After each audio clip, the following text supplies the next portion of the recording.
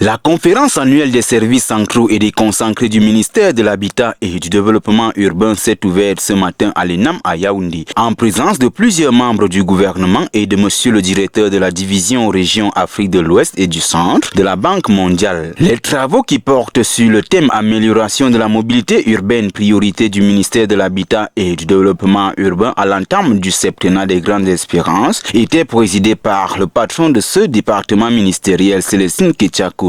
Madame le ministre a souligné l'importance de l'amélioration de la mobilité urbaine dans les principales villes du Cameroun. C'est une occasion pour les délégués régionaux, les collaborateurs des services déconcentrés d'évaluer 2025 qui, comme l'a dit le président de la République, son Excellence M. Paul Biya, il y a eu des efforts méritoires.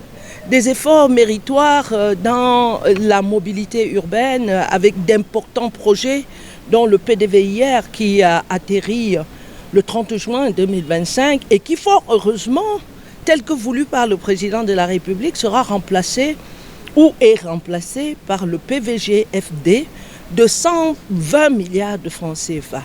Tout au long de ces travaux, les participants discuteront des réalisations 2025 et des projets structurants à mettre en œuvre en 2026 pour améliorer la mobilité urbaine au Cameroun. 2026 verra des villes en grand chantier d'amélioration de la mobilité urbaine.